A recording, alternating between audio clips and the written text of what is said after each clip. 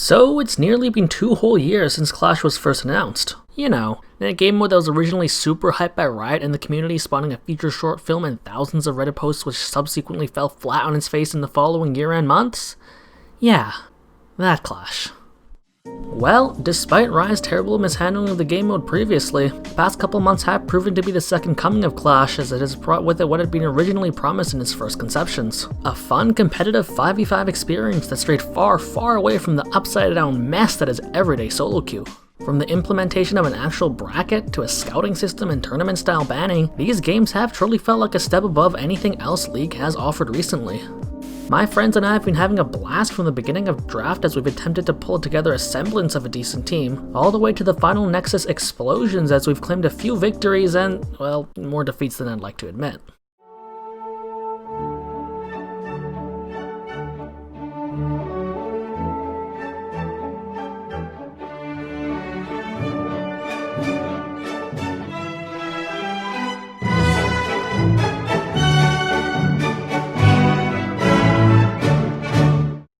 Despite some of these faulty games though, by the end of it all, my love and craving for a 5v5 team-oriented game had been reignited. Although I'm a big solo queue player that too enjoys a quick rundown, peak League of Legends for me has always been playing with friends, especially in a competitive setting. Being able to communicate through comms, formulate plans before and within the game, reviewing what went wrong after, and actually being able to freaking farm, are all staples of what makes legitimate 5v5 leagues so fun. Outside of actual tournaments that are somewhat scarce depending on where you are, this kind of experience has been something that's really been lacking within the game. I mean, there's flex, but it's not really the same thing. Seriously. For me, League of Legends can be categorized into 4 sections. You got casual play in your ARAMs and normal/blind games, rank play with solo/duo and kinda flex, TFT, which now that I think about it, shouldn't really be here, and competitive 5v5. Despite the merits that each hold, the Premier League experience is through the latter option. It had been a long time since such an experience had been offered, and Clash finally arrived for those that enjoyed this kind of gameplay. This game mode alone has reopened my eyes to the joys of competitive 5v5, as there's now a more accessible and meaningful gameplay experience available. I say reopened, as there was a similar feature before Clash. Whether you loved it, hated it, or didn't have anyone to play it with, this predecessor held a mantle for competitive 5v5 for many years, but came to a close like many other game modes. This, of course, is the long-forgotten game mode of Rank 5's. Now, to understand what Rank 5's was in its glory days, we're gonna have to do a rapid rewind back to the year of 2014, when League was at its peak. The map was ugly, Donkey was still making videos, Korea ruled the competitive scene, and TSM wasn't in complete shambles. Similar to present times though, League still held a balance within its categories of gameplay. Normal games and ARAMs were still top choices for the casual player, and solo/duo was the premier option for many that wanted a more enticing ranked experience. Although many features have changed, the core fundamentals of playing games, ranking up, and complaining about your rank after the fact was the same.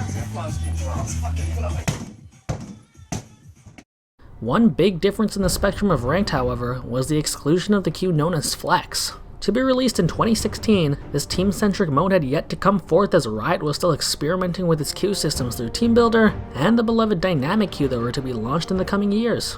Without Flex, the gaping hole that existed in the competitive 5v5 landscape was filled in with the queue known as Ranked 5's.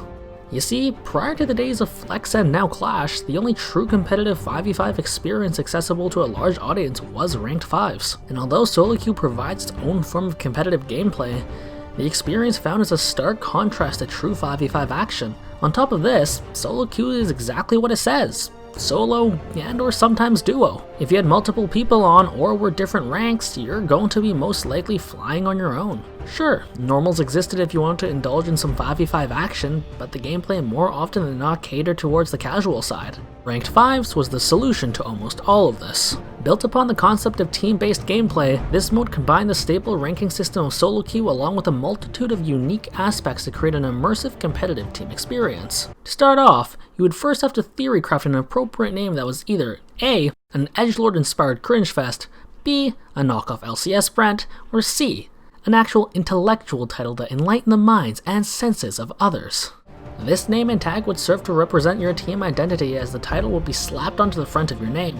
After that, All that was required was to recruit the talents of at least 4 friends or other players and you were set to hit the rift. As long as you're at least silver, you could make the cut as there was no restrictions barring you from playing with friends that were higher or lower rank. Like all rank queues in League though, a set of provisional games would be the starting point in the journey as your team would be matched up against players with similar abilities as the skill level fluctuated depending on the game results. The rank you got would be based upon the culmination of your team efforts and future progress would be achieved together. Unlike the spiritual successor in Flex that individualizes the rank of everyone, 5's provided a setting where accomplishments can only be achieved through the dedication and work of a team. Tied into the rank itself were rewards in the form of exclusive icons and ward skins that were only available to the mode of 5's. Not only did this serve to heighten the experience and intensity of the mode, but it also provided a goal that the entire team could work for that felt all the more satisfying when it finally happened. This idea of teamwork was further implemented in the team hub that provided details of previous matches, champion stats, and team leaders in areas like kills, assists, and much more. All these features serve to give players and their teammates a sense of unity and satisfaction as the work being put in was translated onto the screen right before your eyes. Whether this showed the patterns in good and bad plays, or invoked some friendly competition between others, this all worked simultaneously in bringing a group of individuals together. And for most people, that's what Ranked 5's was able to achieve. Even if you didn't have 5 people right off the bat, there were plenty of people on forums, boards, and threads that were looking for teams or individuals. As a person that's indulged in Rank 5's gameplay for multiple seasons, I can say I've been on both ends of a 5-man squad of friends and a ragtag mix of knowns and unknowns. Some of these people that we found and played with are still on our friends list today. Pros themselves also took this chance to play with their teammates or members from other teams as there was no barrier of access. There's a certain satisfaction that comes with working together in a 5v5 environment, and this was able to draw many people into the game mode. For some though, this was also a gateway into the possibilities of making it into the big leagues. Now, whether or not you keep up with the esports scene of League of Legends, all you really have to know is that the amateur scene is somewhat underdeveloped. Well, in NA at least.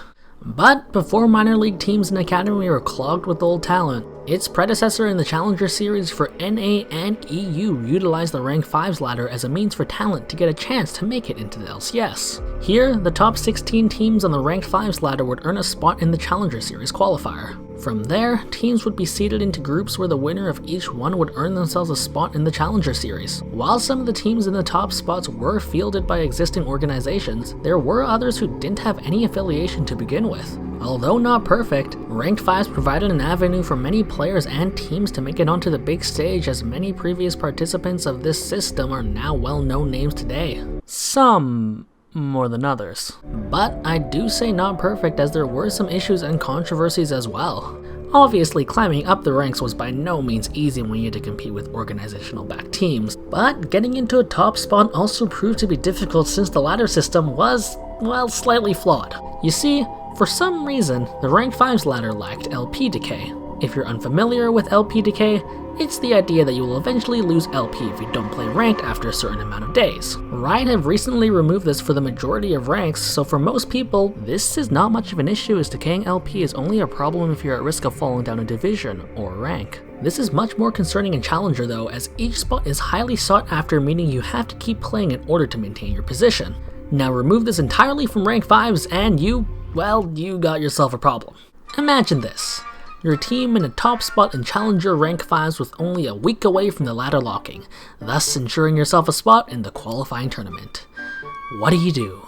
Well, in this case, you actually do nothing, since playing games might just put you at a risk of falling down the ladder, so there you go, foolproof strat to qualify for the tournament. Do nothing and your position is secured. This ended up being a large issue, as teams sitting at the top would sometimes just linger around, waiting for the ladder to lock, while middle to lower tier teams would intentionally dodge in order to increase their chances of climbing if they thought they were going up against a tougher opponent. Two distinct cases of this arose to controversy in EU and NA respectively, as a Challenger team led by Wicked had teams intentionally dodge them to save their own points. This was mirrored for LMQ of NA too, as it seemed that teams were too afraid to go up against them, believing that it was going to be an instant lose no matter what. As you can imagine, this is quite a degenerate thing to do, and can have many toxic repercussions because of it. Despite these issues though, Rank 5's continue to be a leading option for many players looking for a competitive 5v5 experience. Whether you're a devoted group of friends or individuals banding together, an aspiring pro, or a current pro looking to play for fun with other players, it was something that was always there. Call me daddy. Darius, call me daddy. Darius, call me daddy. Oh. Alright. What the fuck? Where did my ulti go? Unfortunately for those that did enjoy this game mode, the emergence of Flex Q in Season 7 would mark the end of Rank 5's, as the merging of the two modes would seal its fate for good. So, what am I trying to get at here? It's clear from everything so far that Rank 5's was by no means the cleanest mode out there. In fact, it was very messy, and that was one of the main reasons that it was discontinued. Riot themselves and many players have stated that the decision to end 5 spawned from the fact that the player base was generally low. This had resulted in long queue times that had many players just waiting around only to get a few games in at a time. This isn't even taking into account the fact that although there was no rank barrier for play, those that did have a discrepancy were often subjected to even longer wait times as the queue tried to find an even match. And sometimes at the end of the wait, this wasn't even the case. What came of this was a handful of unbalanced matches that could have one-sided a disadvantage from the start.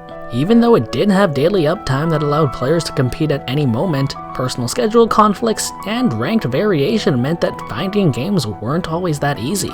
For all the bad that it had though, when Rank 5's finally did leave, the vacuum that it left for competitive 5v5 was felt by many players, as, in spite of its shortcomings, its core experience and what it offered was enjoyed by many players. Competitive 5v5 action, team identity and customization, statistical interface, exclusive rewards, and just the concept of bringing friends and like-minded people together. It was these ideas that players clung onto, and when the new revamped 5v5 experience was introduced to have these features and more in Clash, it's obvious as to why it was so hyped up for in the first place. Clash has been a revival of competitive 5v5 gameplay in League of Legends that has brought many new, current, and even old players back to the game. And while unbalanced matches do still exist to an extent, I'm still a salty believer in this, the core gameplay and experience has been the best the League of Legends Riot has offered in a long time. With what the game mode has been able to provide, it's clear to see why so many people have fallen in love with it. I guess what I'm trying to get at is, no matter how good something is currently, it's important to remember what existed before and how it came to be. Ranked 5's was an idea that a competitive 5v5 experience could exist, where you could join in arms with fellow friends and other individuals, to come together and try to be the best team of all. For some, that meant finally getting out of bronze after many painstaking games. For others, it was a path to something more. No matter how chaotic Rank 5's was, what it stood for and what it was able to do in igniting a fire in many players should never be forgotten. It was a mess, but it was a beautiful mess.